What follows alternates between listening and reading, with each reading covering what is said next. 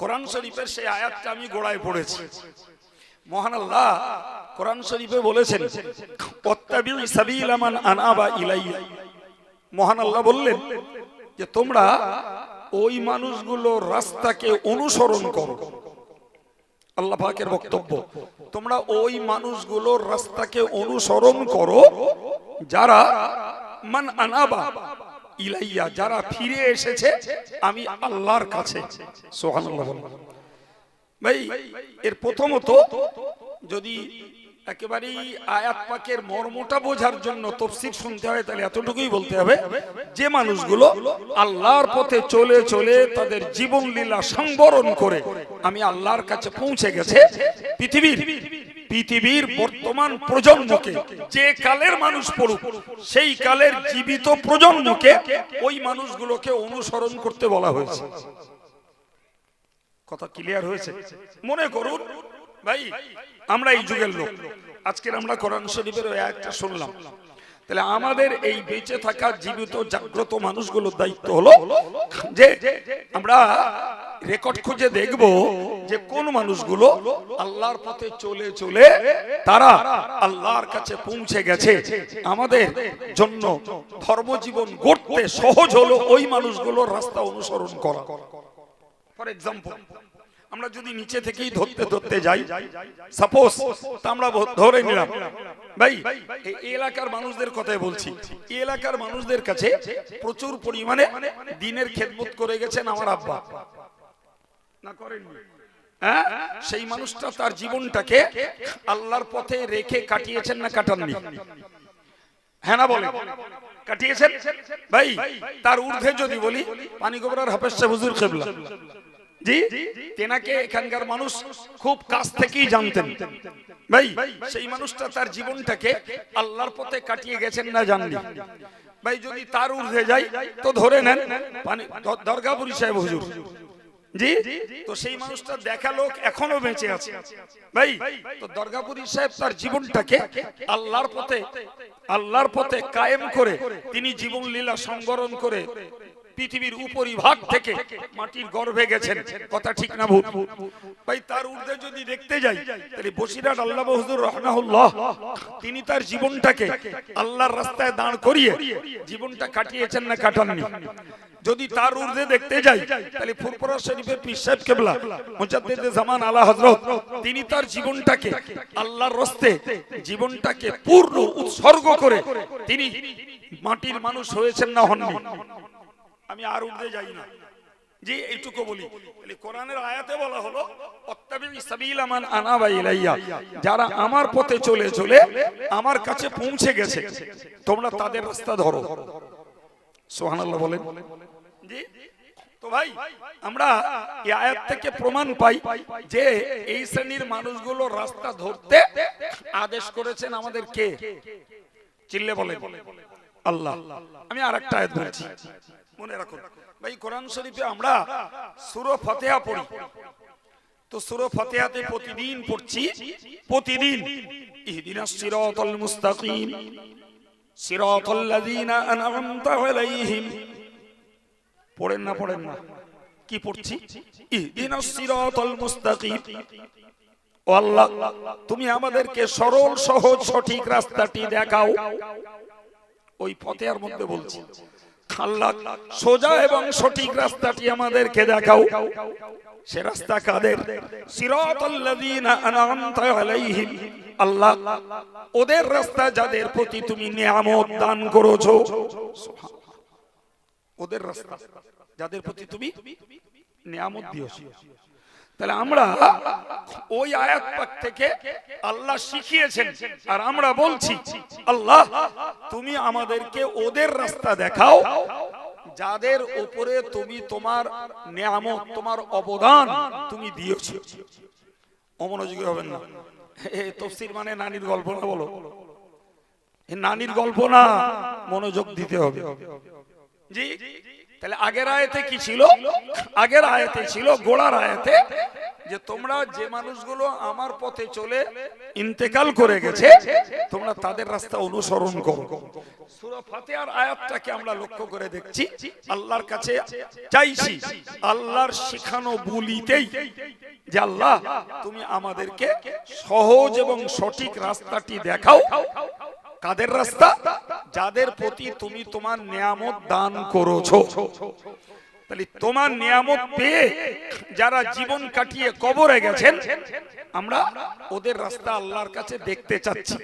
এবার বলুন, আগের আয়াত আর এই আয়াত দুটি আয়াতের সমন্বয় করলে একই ফলাফল দাঁড়ায়, তাই না? এখন ওই লোকগুলো কারা? ওই লোকগুলো কারা যাদের উপরে আল্লাহ নিয়ামত দিয়েছেন? কোরআন শরীফের অন্য আয়াত পাকে আল্লাহ বলেছেন উলাইকাল্লাযীনা আনআমাল্লাহু আলাইহিম মিনান নাবিয়্যিনা ওয়াস-সিদ্দীকীনা ওয়াস-শুহাদাই ওয়াস-সালিহিন। মহান আল্লাহ বললেন আমি আমার নিয়ামত দান করেছি, আমি আমার নিয়ামত দিয়েছি নাম্বার 1 নবীদের উপরে, নাম্বার 2 আমি আল্লাহ নিয়ামত দিয়েছি সিদ্দিকদের উপরে, নাম্বার 3 আমি আল্লাহ নিয়ামত দিয়েছি শহীদদের উপরে, নাম্বার 4 আমি আল্লাহ নিয়ামত দিয়েছি সালেহ তথা নেককার বান্দাদের উপরে। সুবহানাল্লাহ বলে। তার মানে আমরা চাইছি আল্লাহর কাছে আল্লাহ আমরা অনুসরণ করব তোমার নবীর রাস্তা, আল্লাহ অনুসরণ করব সিদ্দিকদের রাস্তা, আল্লাহ অনুসরণ করব আমরা শহীদদের রাস্তা, আল্লাহ আমরা অনুসরণ করব সালেহ বান্দাদের রাস্তা। আল্লাহ ওই রাস্তাটা তুমি আমাদেরকে দেখিয়ে দাও। আল্লাহু আকবার। এই যে কথাগুলো জি শিখিয়েছেন কে? জোরে বলেন কে? আল্লাহ। তাহলে এই আয়াত পাকে যাদের রাস্তা অনুসরণ করার জন্য আমরা আল্লাহর কাছে দোয়া চাইছি, কদল লোক তারা বাবা। এই কদল বলে দিলাম তো, 4 দল, একটা নবী, একটা সিদ্দিক, একটা শহীদ, একটা সালেহ। মুখস্থ হবে না, ভুলে যাবেন। আবার একবার বলছি, নবী, সিদ্দিক, শহীদ, সালেহ, এই 4 দল লোক আল্লাহর নিয়ামত প্রাপ্ত বান্দা। আর এরা এই মানুষগুলো আমি আগে যা বলেছি এরা বলো যথারীতি আল্লাহর পথে জীবন লীলা সংবরণ করে কবরে চলে গেছে। নবীরা গেছেন, সিদ্দিকরা গেছেন, শহীদরা গেছেন, সালেহ নেককার মানুষ এখনো পৃথিবীতে আছে, কিন্তু আগে যারা ছিলেন তারা সব চলে গেছেন। তাহলে আমরা পরবর্তী মানুষ মানে আমাদের এই চলে যাওয়া মানুষগুলোর অনুসরণ করা লাগবে। কথা ক্লিয়ার হচ্ছে না জড়াচ্ছে? ক্লিয়ার? এবার দেখুন ভাই, নবীদের ব্যাপারে আমাদের যথেষ্ট জানা বোঝা হয়েছে। তো সব নবীকে বাদ দিয়ে আপন জায়গায় মর্যাদায় রেখে দিয়ে আমাদের নবীকে ভাবি। আচ্ছা, আমাদের নবী সম্পর্কে আমরা অদ্যাবধি জীবনে কিছু কথা শুনেছি না শুনিনি? হ্যাঁ না বলেন? তাহলে নবীকে মান্যতা দেব, এটা আমাদের নৈতিক একটা দায়িত্ব আর কর্তব্য। ঠিক না ভুল? দ্বিতীয় নম্বর, সিদ্দিক কারা? সিদ্দিক কারা খুব ক্লিয়ারলি বুঝুন ভাই। সিদ্দিক শব্দটার অর্থ হলো সত্যায়নকারী। কোন বিষয়কে যিনি সত্য হিসাবে বিশ্বাস করেন তিনি হলেন সিদ্দিক। মুখস্থ করুন আমার বাক্য, আপনারা মুখস্থ না করলেও এই মেশিনের মুখস্থ হচ্ছে, দরকার হলে পরে শুনে নেবেন, তবে উল্টো পাল্টা বকবেন না। কি বলেছি? সিদ্দিক হলো তারাই যারা কোন বিষয়কে সত্যায়ন করে, সত্য হিসাবে বিশ্বাস করে, তারা সিদ্দিক। যদিও কোন কোন অভিধান লেখক তারা লিখেছেন সিদ্দিক মানে সত্যবাদী। জি ভাই, অ্যাকচুয়াল সিদ্দিক মানে সত্যবাদী নন। জি ভাই, যদি ধরে নেই সিদ্দিক মানে সত্যবাদী, যদি আমি ধরে নিই ওই মানেটাই, তাহলে মনে রাখুন সেটা নির্দিষ্ট কোন বংশের জন্য নয়। এই কথাটা ভালো করে মুখস্থ করুন। সিদ্দিক কোন নির্দিষ্ট বংশের জন্য নয়। এই কথা শুনছেন? আবার বলছি, সিদ্দিক কোন নির্দিষ্ট বংশের জন্য নয়। কারণ কোরআনে আল্লাহ স্পষ্ট বলেছেন, ওয়াল্লাযীনা আমানু বিল্লাহি ওয়া রাসূলিহি উলাইকা হুমুস সিদ্দিকুন। সুবহানাল্লাহ বলেন।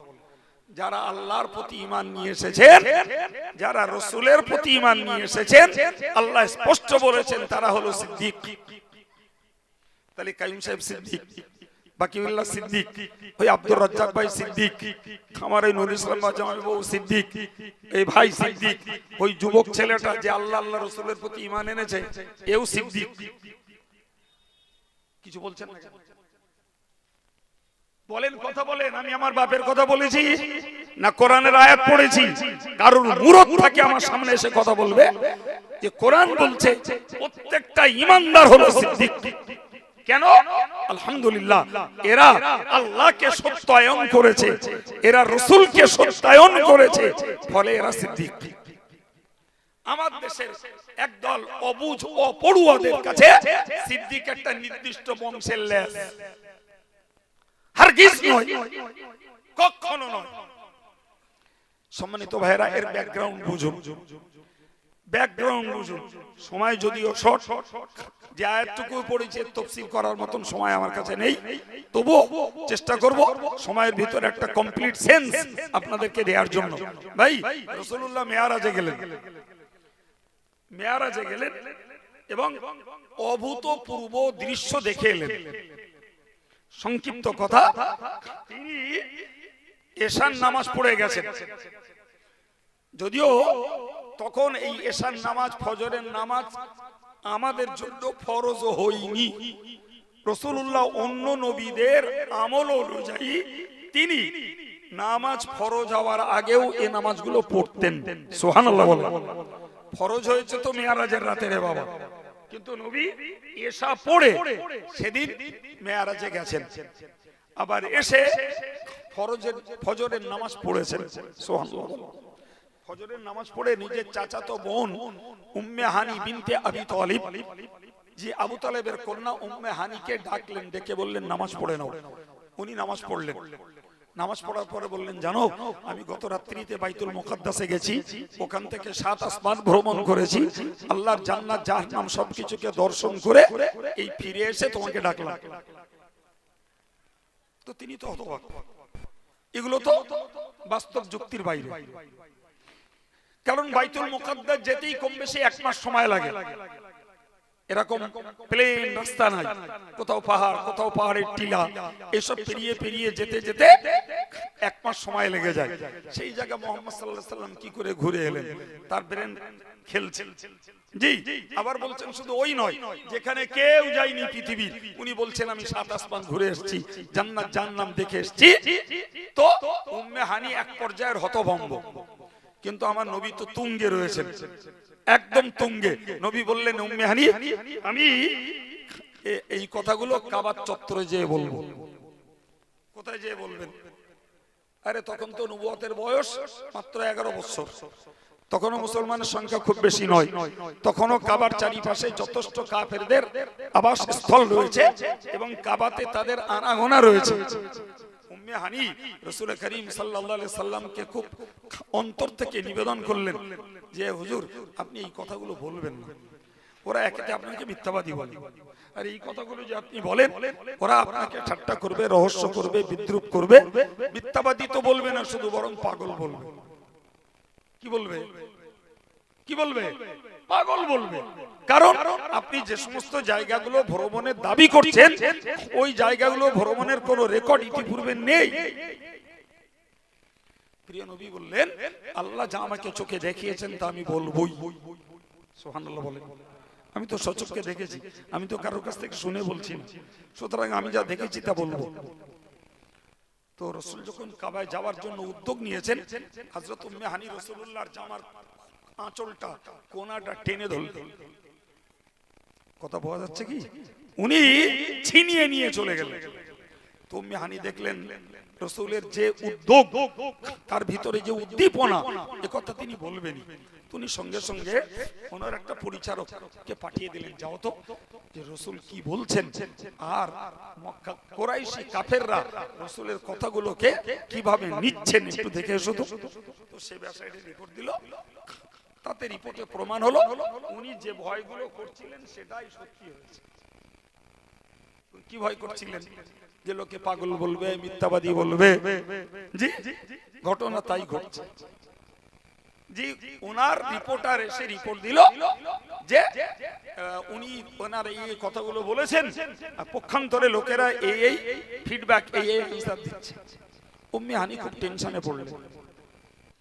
সম্মানিত ভাইরা আমার, মনে রেখে দিন, প্রিয় নবী সাল্লাল্লাহু আলাইহি ওয়াসাল্লাম কাবা চত্বরে দাঁড়িয়ে বলেছেন, ভাইরা আমার, কিছু মানুষ তো রহস্য করতে করতে, হাসতে হাসতে, ঠাট্টা করতে করতে তারা ওখান থেকে চলে গেল, ওখান থেকে তারা বেরিয়ে গেল। ভাইরা আমার, হাজী সাহেব যারা ওমরা যারা করেছেন তারা জানেন এই কোনটার নাম হাজারে আসওয়াদ, আর এই ধারের কোনটার নাম হলো রুকনি ইয়ামানি। রাসূলুল্লাহ মাঝখানটায় বসা, কাফেররা চারিদিক দিয়ে ঘিরে ধরেছে। কোন মুসলমানের হা করার জায়গা নেই, টোটালটাই কাফেররা ঘিরে ধরেছে, টোটালটাই ঘিরে ধরেছে। ধরে তাদের বক্তব্য হলো, মুহাম্মদ, আমরা কখনো সব 7 আসমান ভ্রমণ করি নাই, কিন্তু আমরা বাইতুল মুকাদ্দাসে গেছি আর তুমি যাওনি এটাও জানি। কথা ক্লিয়ার? আরে বাবা, আমতার একটা ছেলে আমেরিকায় থাকে, তো আমতার পাড়ার মানুষেরা জানবে না যে অমুকের ছেলেটা আমেরিকায় থাকে? তো মুহাম্মদ সাল্লাল্লাহু আলাইহি সাল্লাম জীবনে কখনো ইতিপূর্বে তিনি বাইতুল মুকাদ্দাসে যাননি, এটা কুরাইশ বংশের লোকেরা জানে। জি, আর ওরা কুরাইশের অন্য লোকেরা ব্যবসা সূত্রে তারা গেছে। তো ওদের বক্তব্য হলো যে আমরা 7 আসমান ভ্রমণ করিনি, কিন্তু বাইতুল মুকাদ্দাসে আমরা গেছি আর তুমি যাওনি এটা আমরা জানি। সুতরাং আমরা ঊর্ধ্ব আকাশ সম্পর্কে, সপ্ত আসমান সম্পর্কে কোনো কথা বলবো না, আমাদেরকে শুধু তুমি বোঝাও তুমি যে বাইতুল মুকাদ্দাসে গেছো, তো এই বাইতুল মুকাদ্দাসের সিঁড়ির ধাপ কটা, ঘরটার জানালা কটা, তার লোকেশনটার চারিপাশটায় কি আছে, এই জাতীয় কিছু বাস্তব প্রশ্ন তারা করতে চাইলো। আচ্ছা বলুন, রাসূলুল্লাহ বলেছেন আমাকে বাইতুল মুকাদ্দাসে নিয়ে যাওয়া হয়েছে, আমি দেখছি সেখানে যে জি तमाम পৃথিবীর আমার পূর্বেকার বিগত সমস্ত নবীরা সেখানে অবস্থান করছেন রূহানি হালাতে। আর একটু চিল্লে বলেন, রূহানি হালাতে। আমি গেলাম, তারা আমাকে ইস্তেকবাল জানালো, যাকে ইংরেজিতে বলে ওয়েলকাম, স্বাগতম জানালো। সবাই আমার সঙ্গে সাক্ষাৎ করার পরে কদ আম্মুনি, তারা সবাই মিলে আমায় ইমাম বানিয়ে দিল। সম্মানিত ভাইরা আমার, প্রিয় নবী সাল্লাল্লাহু আলাইহি ওয়াসাল্লাম 2 রাকাত নামাজ পড়ালেন। সমস্ত আম্বিয়ায়ে কেরাম রূহানি অবস্থাতে আমার প্রিয় নবীর পিছনে ইক্তেদা করে নামাজ আদায় করলেন। প্রমাণ হলো যে মুহাম্মদ শুধু নীতিগতভাবে নবীদের সরদার নয়, আজকের ইতিবাচক ভাবে কার্যত হযরত মুহাম্মদ সাল্লাল্লাহু আলাইহি ওয়াসাল্লাম তিনি নবীদের নেতা, সেটাও প্রমাণ হয়ে গেল। এই ইমাম মানে কি? আরে বলেন ইমাম মানে কি? অনেক জায়গা আছে সেখানে ইমাম মানে গোলাম, মুসল্লিরা ইমামের তওবা পড়ায়, এ জায়গা আছে। রিয়েলি বলছি, মুসল্লিরা ইমামের তওবা পড়াচ্ছে, বলছে হুজুর তুমি এই কাজটা করেছো, তোমার ভুল হয়ে গেছে, তওবা পড়ে নাও। ইমাম বলে তা পড়িয়ে দাও, তাটা মুসল্লি পড়িয়ে দিলে, আর সেও সেইরাম জোরালো ইমাম, মুসল্লিরা পড়ালেও পড়িয়ে নিলে। বুঝতে পারেননি? তার মানে ইমাম শব্দের শাব্দিক অর্থই হলো নেতা, কিন্তু ব্যবহার আর কার্যগত দিক দিয়ে ইমামকে বানানো হয়েছে অনেক জায়গায় গোলাম। ওঠ বললি ওঠ, চল বললি চল। সেদিন আমি মাঝে মধ্যে বলে ফেলি, বলি ইমামতি মানে হলো লেডিস সিট। বাসে দেখেন না লেডিস সিট, মদ্দা সিটি লেডিস বলবে দোষ হবে না, আর লেডিস সিটি যদি একটা পুরুষ লোক বইয়েছে ওরে উঠতেই হবে। কিছু বলে না কেন লোকগুলো, ঠিক না ভুল? জি, ইমামতির পদটা কিছু জায়গায় এমনটা হয়েছে যে যখন এসে বললো ইমাম চলবে না, তা ছেড়ে দিয়ে চলে গেল। ইমাম মানে কি? নেতা। तमाम পৃথিবীর নবীরা আমার রাসূলের পিছনে নামাজ পড়ে বুঝিয়ে দিলেন যে হযরত মুহাম্মদ সাল্লাল্লাহু আলাইহি সাল্লাম ইনি কার্যত আমাদের নেতা। প্রিয় ভাই আমার, এই সময়ের ভিতরে সিঁড়ির জানলা দরজা, সিঁড়ির ধাপ গোনা আর ঘরের দরজা গোনা, জানলা গোনা, এসব কি কারোর কাজ? আমি ওপারে গেলাম, আমার বললে হুজুর আপনি কোথায় গেলেন? তাই বললো আমি গেলাম ওই আমতার উত্তর পাড়ায় না কি পাড়ায় না মধ্যম পাড়ায় একটা সভা করতে। সত্যি ওখানে গেলেন? আমি হ্যাঁ গেলাম। তো বলেন দিন ওরা ওই সামিয়ানাটা গিয়েছে, ও তো সুতো ঝুলতেছে কড়া। আচ্ছা বলেন এই প্রশ্নের কোন উত্তর আছে? আমি কি সুতো গুনতি বলছি এখানে? আমার রাসূলুল্লাহ তো বাইতুল মুকাদ্দাসের সিঁড়ির ধাপ গুনতে আর দরজা গুনতে, জানলা গুনতে তো নবী জানেন। হাদিস পাকে এসেছে মা আয়েশা সিদ্দিকা রাদিয়াল্লাহু আনহা রাসূলুল্লাহকে জিজ্ঞাসা করেছেন, ইয়া রাসূলুল্লাহ আপনার জীবনের একটা কঠিন মুহূর্তের কথা বলুন। রাসূলুল্লাহ বলেছেন আমার জীবনের একটা কঠিন মুহূর্ত, আমি যখন মেরাজ থেকে ফিরে এসে মেরাজের আমার দৃশ্য বিষয়গুলি বলেছিলাম আর কাফেররা যখন আমার কাছে প্রশ্ন করেছিল, ওই মুহূর্ত ছিল আমার জীবনটার একটা গুরুত্বপূর্ণ কঠিন মুহূর্ত, যাকে বলা যায় রাসূলুল্লাহ তখন ঘেমে যাচ্ছিলেন যে এখন উত্তর দেব কি করে। সম্মানিত ভাইরা আমার, মুসলিম শরীফের রিওয়ায়াতে এসেছে ফাতাজাল্লাল্লাহু লি বাইতুল মাকদিস, আল্লাহ ওরা আমায় প্রশ্ন করলো, আমার আল্লাহ বাইতুল মুকাদ্দাসটাকে আমার সামনে প্রকাশ করে দিলেন। আমি ওরা প্রশ্ন করলো আর আমি সরাসরি বাইতুল মুকাদ্দাসকে দেখে দেখে দেখে দেখে এর উত্তরগুলো তাদেরকে দিয়ে দিলাম। আল্লাহু আকবার। ভাই এই ঘটনার পরে অনেক কুফারে মক্কা কুরাইশদের দুর্ধর্ষ বর্বর ইসলাম বিরোধীরা তারা ঈমান কবুল করে নিল। জোরে বলুন। আর যারা একেবারে শিকড় যাদের পাতালে তৈরি জমে গেছে, সে কটা উত্তর খুঁজে পেল না, কিন্তু মুখটা থোতার মুখ ভোঁতা করে চলে গেল। সেই তো মোহাম্মদ যা বললো উত্তর তো সঠিক, কিন্তু মানি কি করে, কি করে বলি মোহাম্মদ সত্য নবী, মোহাম্মদ মেরাজে গেছে, আসমানে ভ্রমণ করেছে, কি করে বলি?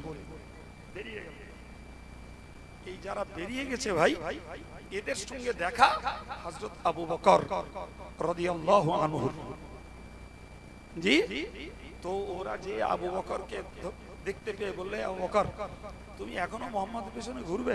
বলছে কেন গা, কেন ঘুরবো না, কেন কি হয়েছে? দেখেন না আমাদের যারা ভক্তি করে, মহব্বত করে, সুন্নতুল জামাত সংগঠন করে, কি কাইম সাহেবকে মানে, লোকে বলে বলে কাইম সাহেব দালালেরা,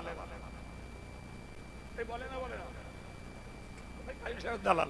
আরে আরে তুই তোর রোজগার করিস, তোর খাস, আর আমি আমার রোজগার করি, আল্লাহ আমার খাওয়ায়।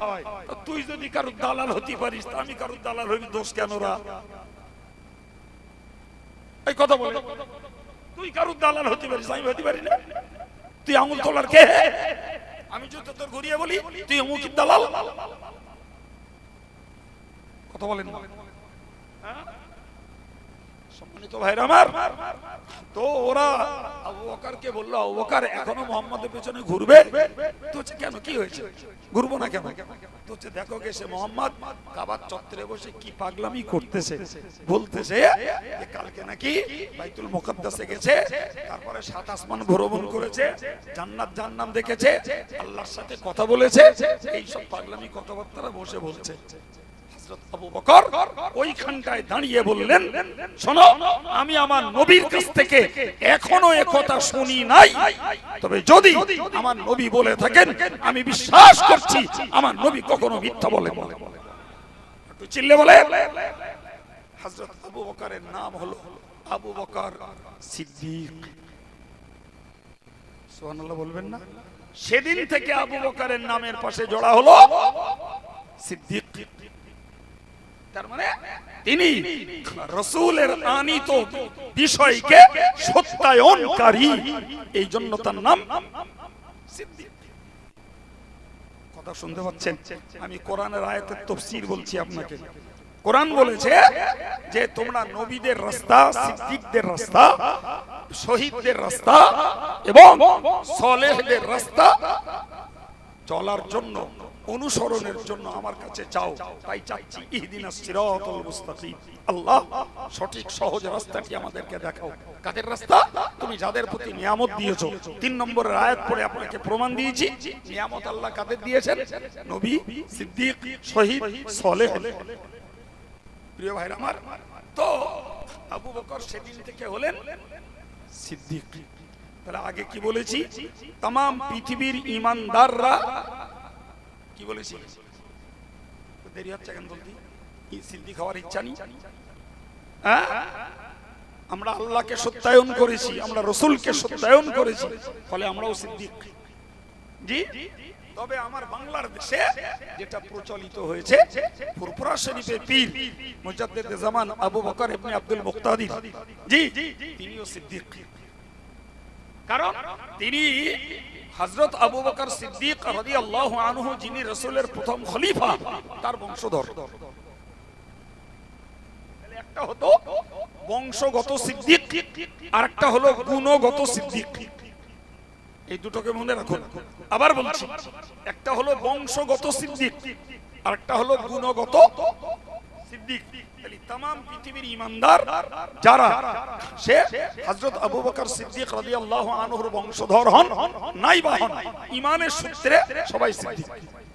আর একটা সিদ্দিক যারা দাদা হুজুর কিবলার জি বংশ থেকে এসেছেন, তারা সিদ্দিক। তবে দাদা হুজুর কিবলার বংশ তালিকা দেখলে বোঝা যাবে দাদা হুজুরের পূর্বে হযরত আবু বকর সিদ্দিক রাদিয়াল্লাহু আনহু পর্যন্ত মাঝখানে কারুর নামে সিদ্দিক লেখা নাই। কি বলেছি? সিদ্দিক রাসূলুল্লাহর খলিফা।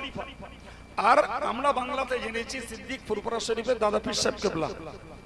এর মাঝখানে তার বংশসূত্রে যত মানুষ এসেছেন, আলহামদুলিল্লাহ, জি, সবাই পীর ওলি বুজুর্গ আলেম, তাদের কারোর নামে সিদ্দিক লেখা নাই। হুজুর আপনি কোথায় দেখলেন? আপনি বসে লেখা দাদা হুজুরের জীবনী খুলুন, অতি পেয়ে যাবেন, পুরো বংশ তালিকা দেয়া আছে, কারোর নামে সিদ্দিক লেখা নাই। এই শুনছেন কথা? হ্যাঁ, দাদা হুজুর কিবলার নামে সিদ্দিক চালু হল, আলহামদুলিল্লাহ, তাতে আমাদের কোনো আপত্তির জায়গা নেই, যেহেতু তিনি অরিজিনালি রাসূলের খলিফা আবু বকর সিদ্দিকের বংশধর। ফলে তার নামে সিদ্দিক থাকাতে আমাদের কোনো আপত্তির জায়গা নাই। কিন্তু এই কথাটা মনে রাখতে হবে যে সিদ্দিক মানে সত্যায়নকারী, সিদ্দিক মানে সত্যবাদী। এখন যদি কেউ সিদ্দিক নাম নিয়ে মিথ্যা কথা বলে, তাহলে সিদ্দিক শব্দের অবমাননা। জি, আর কেউ যদি ইমানদার হয়ে সত্য কথা বলে, তিনি নাম না নিলেও সিদ্দিক নামের তিনি উপযুক্ত। এই কথা মাথায় থাকবে, একদম মাপা ভাষায় বলেছি। কেউ যদি সিদ্দিক নাম নিয়ে মিথ্যা কথা বলে, সেটা সিদ্দিক শব্দের অবমাননা। কারণ নামে সিদ্দিক নাই, অথচ তিনি সত্য কথা বলেন, তিনি সিদ্দিক শব্দের উপযুক্ত ব্যক্তি। জি, প্রিয় ভাইরা আমার, কোরআন শরীফে হযরত নবী ঈসা আলাইহিস সালামের মা মরিয়মের ক্ষেত্রে বলা হয়েছে ও উম্মুহু সিদ্দিক। হযরত মরিয়মের মা, তিনি এই হযরত ঈসার মা মরিয়ম, তিনি ছিলেন সত্যবাদিনী মহিলা। সুবহানাল্লাহ বলেন। জি, তিনি সত্যায়নকারিনী মহিলা। তাহলে এখানে দেখছি আমরা, জি, হযরত ঈসার মা মরিয়ম, তিনি না আবু বকর সিদ্দিক রাদিয়াল্লাহু আনহুর ঊর্ধ্বতন বা নিম্নতন বংশের কেউ নন, অথচ তার নামে কোরআনে সিদ্দিকা শব্দ বলা আছে। কি বলা আছে? তাহলে আয়েশা সিদ্দিকা বলি আমরা, তাহলে আয়েশা সিদ্দিকা তার আব্বার সূত্রে তার জন্য সিদ্দিকা বলা হয়, অথচ মা মরিয়মকে সিদ্দিকা বলা হয়েছে কোরআনে। তাহলে বুঝতে পারা যাচ্ছে যে এটা শুধু বংশগত উপাধি নয়, বরং এটা একটা গুণগত উপাধি। সুবহানাল্লাহ বলে। জি ভাই, এই সিদ্দিক যারা, তারা আল্লাহ প্রিয়, আল্লাহ প্রিয়। তাহলে আমাদেরকে সিদ্দিকদের অনুসরণ করতেও আল্লাহ বলেছেন, সিদ্দিকদের অনুসরণ করতে আল্লাহ বলেছেন। এখন এই সিদ্দিক মানে যদি বুঝি শুধু বংশগত সিদ্দিক, ভাই, তাহলে আমাকে এখন ভাবতে হবে আমাকে এখন ভাবতে হবে যে সিদ্দিক নামের কোন ব্যক্তি যদি হয় হিংসুটে, সিদ্দিক নামের কোন ব্যক্তি যদি হয় অহংকারী, সিদ্দিক নামের কোন ব্যক্তি যদি হয় অর্থলোভী, সিদ্দিক নামের কোন ব্যক্তি যদি হয় রাজনীতিবিদ, সিদ্দিক নামের কোন ব্যক্তি যদি হয় অর্থনীতিবিদ, সিদ্দিক নামের কোন ব্যক্তি যদি হয় কারবারের লোক, জি ভাই, যেগুলোর ভিতরে যথেষ্ট পরিমাণে শরীয়ত বিরোধী কার্যকলাপ রয়েছে, আছে না নাই?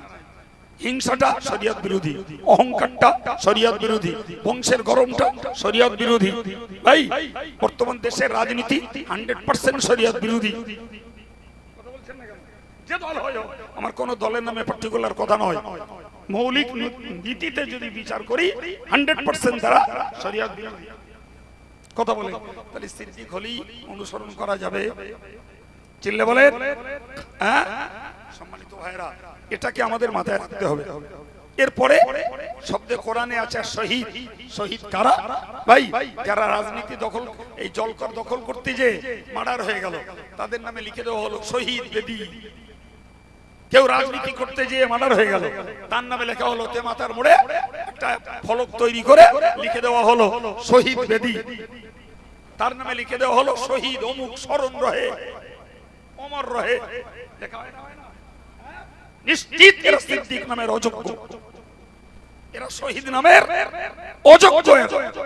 শহীদ তাদের নাম যারা ইসলামের জন্য নিজের জীবনকে উৎসর্গ করেছে, তারাই হলেন শহীদ। এই কথা বুঝতে পারেননি? ইসলামের জন্য যারা তাদের জীবনকে উৎসর্গ করেছেন, তারাই হলেন। দেখেন না, এই রোজাদাররা সারাদিন উপবাসের পরে সন্ধ্যাবেলা যে খাবারটা খায়, ওর হাদিস শরীফের নাম হলো ইফতার। ওর কি নাম? ইফতার। আজকের যুগে ইফতার পার্টি হয়েছে, হয়েছে না হয়নি?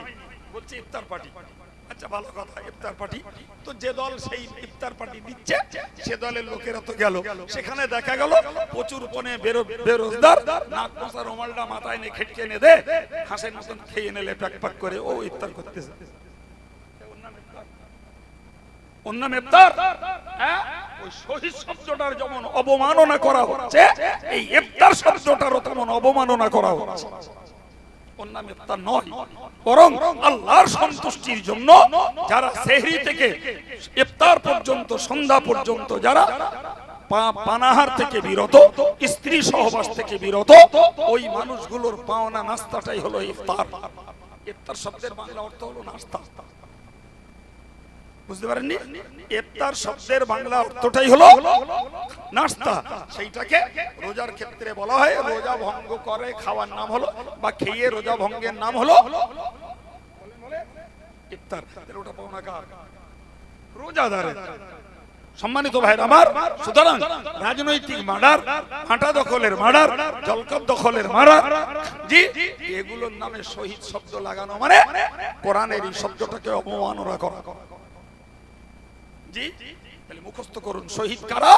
যারা আল্লাহর জন্য নিজের অর্থ, নিজের শ্রম, নিজের সময় সবগুলোকে উৎসর্গ করেছেন, তারাই হলেন, জোরে বলেন, শহীদ।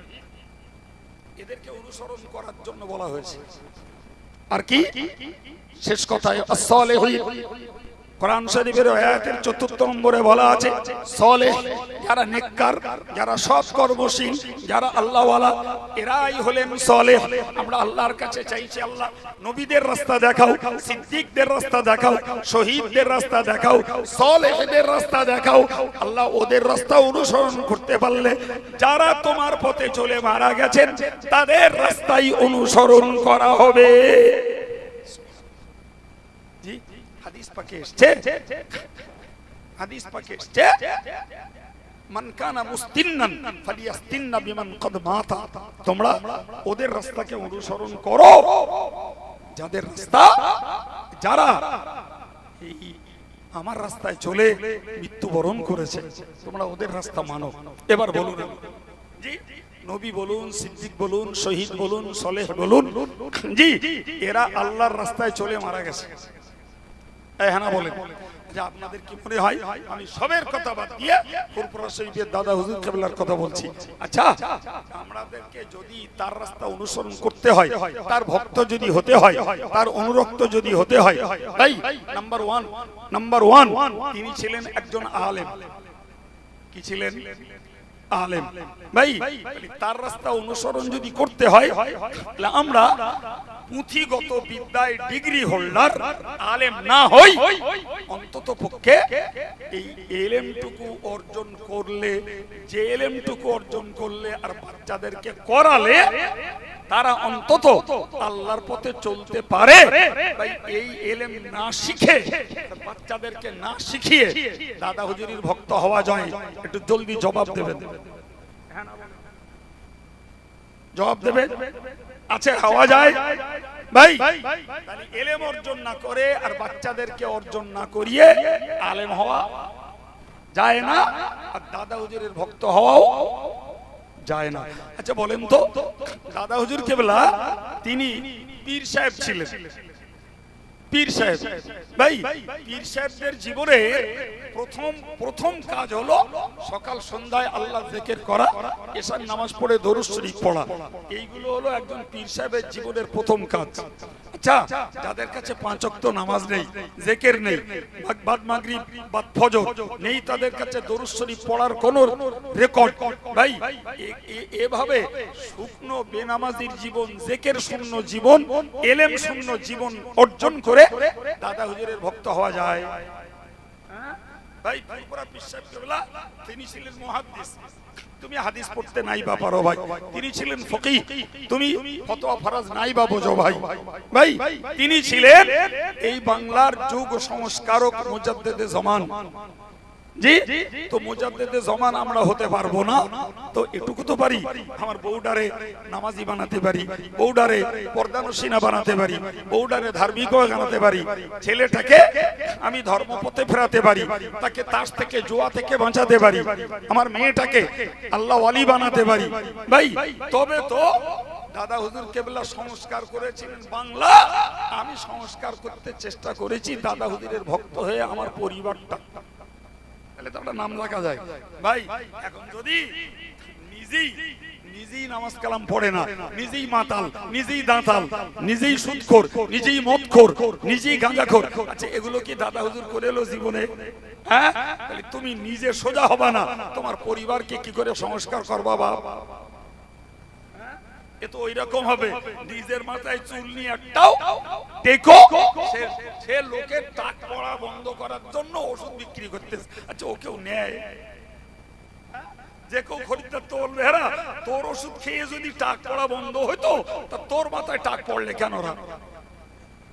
তুই নিজে ধর্ম করিস না, লোকের কি ধর্ম শেখাবি?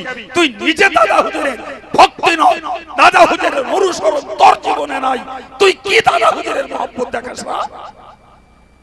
হ্যাঁ সম্মানিত ভাইরা আমার, আমি আপনাকে বোঝাতে চাই, বলেন দাদা হুজুর কেবলা তার জীবনে, দাদা হুজুর কেবলা তার জীবনে কখনো কোনোদিন তিনি অর্থকড়ি চেয়ে নিয়ে ওয়াজ করেননি। তিনি জীবনে কোনো অশ্রাব্য ভাষা গালিমন্দ কারুর নামে করেননি। তিনি জীবনে অহংকার করেননি। তিনি জীবনে তার জীবনে বিনয় নম্রতা অবলম্বন করেছেন। তিনি জীবনে কোটবন্ধুকে জমির উপসত্ব ভোগ করেননি। তিনি জীবনে পনের শাদী খাননি। তিনি জীবনে তার পরিবারকে বেপর্দা করেননি। ভাই তিনি তার জীবনে কখনো আলেমদেরকে বেইজ্জতি করেননি।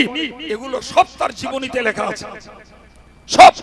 এখন আমি দাদা হুজুরের ভক্ত, সুদ বন্ধ নেই, মদ বন্ধ নেই, নারীবাজি বন্ধ নেই, আমার ঘরের স্ত্রীদেরকে পর্দা করাবার ব্যবস্থা নেই, আমি দাদা হুজুরের ভক্ত, আমি জুয়া বন্ধ করিনি, তাস বন্ধ করিনি, বন্ধুকে জমি রাখা বন্ধ করিনি, আমি আলেমদের নামে গালিগালাজ করব, আলেমদের নামে কুৎসা রটাবো, আলেমদের বিরুদ্ধে বিশুদ্ধার করব। তুমি দাদা হুজুরের ভক্ত, তুমি দাদা হুজুরের ভক্ত? হ্যাঁ ভাইরা আমার, অবাক হতে হয়, আশ্চর্য হতে হয়। দাদা হুজুর কেবলা ফুরফুরা শরীফের ইসালা সাহাবে তিনি রীতিমতো আলেমদের জন্য আলাদা ছামিয়ানা তৈরি করতেন আর আম জনতাকে বলতেন বাবা এটা আল্লাহর আলেমদের জন্য বাবা আল্লাহর আলেমদের মর্যাদা দিয়েছেন আপনারা এই জায়গাটায় বসবেন না বাবা। দাদা হুজুর কেবলার কাছে আলেমের মর্যাদা ছিল না জোরে বলেন আলেমের মর্যাদা দাদা হুজুর কেবলার কাছে ছিল। প্রিয় ভাইরা আমার আজকে আমরা দাদা হুজুরের ভক্ত সেজেছি আর আলেমদেরকে কাফের বেঈমান শয়তান বদমাইশ মুনাফিক যা মন চাচ্ছে তাই বলে দিচ্ছি অথচ আমরা সাচ্চি দাদা হুজুর কেবলার ভক্ত। প্রিয় ভাইরা আমার কোরআন শরীফে আল্লাহ বলেছেন ওই আয়াতের তাফসীর আতিউল্লাহ ওয়া আতিউর রাসূল ওয়া উলিল আমরি মিনকুম তোমরা আল্লাহর হুকুমকে মানো রাসূলের হুকুমকে মানো আর তোমাদের মধ্যে যারা উলিল আমর শরীয়তের হুকুম দেওয়ার মতো জ্ঞান গুণ যোগ্যতা রাখেন তোমরা তাদেরকে মানো। একটু জোরে বলা যাবে না সুবহানাল্লাহ। প্রিয় ভাইরা আমার এই আয়াত থেকেও প্রমাণ করা হয় যে দাদা হুজুর কেবলা বাংলার মুসলমানদের জন্য উলিল আমর বসিরাট আল্লামা হুজুর কেবলা তিনিও মুসলমানদের জন্য উলিল আমর। ভাই সেই মানুষগুলো কবরে চলে গেছেন আল্লাহ বললেন ওয়াত্তাবি সাবিলা মান আনাবা ইলাইয়া যে যারা আমার পথে চলে মারা গেছে তোমরা তাদের রাস্তাকে অনুসরণ করো। আজকে যদি আমরা প্রকৃতপক্ষে এই আয়াত পাকের তাফসীরের প্রতি খেয়াল করি তাহলে আমরা দাদা হুজুরকে মানতে বাধ্য বসিরাট হুজুরকে মানতে বাধ্য কিন্তু ওটা মুখের দাবিতে নয় গাজুয়ারি করে নয় কাঁধ দিয়ে ঠেলে নয় এই গুণগুলো কাজে লাগিয়ে তবে হওয়া যাবে দাদা হুজুর কেবলার প্রকৃত ভক্ত তবে হওয়া যাবে বসিরাট আল্লামা হুজুরের প্রকৃত ভক্ত। আজকে আমার দেশের প্রচুর পরিমাণে অপড়ুয়া অবুঝদার মানুষ পড়ে না শোনে না কিচ্ছু বোঝে না এরা বেনামাজি হয়েও দাদা হুজুরের ভক্ত সুদখোর হয়েও মাতাল হয়েও দাদা হুজুরের ভক্ত জুয়াখোর হয়েও দাদা হুজুরের ভক্ত এরা ঘরের মেয়েদের বেপর্দা করিয়েও দাদা হুজুরের ভক্ত এরা আলেমদের নামে গাল দেয়ার কাফের বেঈমান বেদিন ফতোয়া দেয় এরা দাদা হুজুরের ভক্ত। প্রিয় ভাইরা আমার নিঃসন্দেহে কোরআন শরীফের এই তাফসীরের সঙ্গে আমার বাস্তব দেশের প্রচুর পরিমাণ মানুষের জীবনের কোনো কাজের মিল নাই আছে। আজকে যারা আমার মজলিসে বসে সভা শুনছেন আমি তাদের কাছে বাইহার্ট রিকোয়েস্ট করছি অন্তর থেকে নিবেদন রাখছি আমরা হাফেজ আলেম মাওলানা মুফতি মুহাদ্দিস সবাই নই এটা এক সবার কিন্তু আমরা যারা এই পীর ওলিদের ভক্ত সেজে অন্তত পক্ষে নামাজ কালাম পড়ি একটু জিকির আজকার করি দোয়া তাসবিহ কালামগুলো পড়ি এটা এরকম শুনতে শুনতে কিছু ইলম আল্লাহ দিয়েছেন সেইগুলো কাজে লাগাই।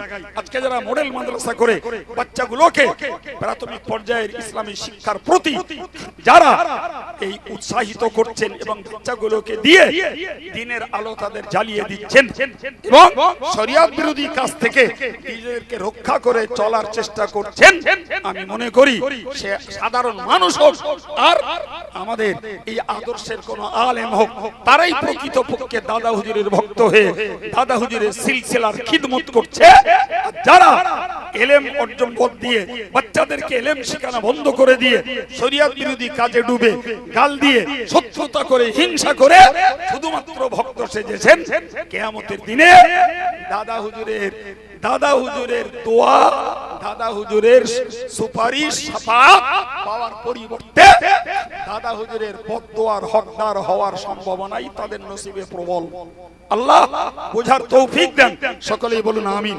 সম্মানিত ভাইরা আজকের ব্যানারে লিখিত মডেল মাদ্রাসা বলুন কবরস্থানের মুর্দাদের রুহের মাগফিরাত বলুন আর তাফসীরুল কোরআন মাহফিল বলুন তিনটে শব্দ লিখিত তিনটির উপরেই আপনাদেরকে একটা কমপ্লিট সেন্স একটা পূর্ণ বিষয় আলোচনা করতে চেষ্টা করেছি।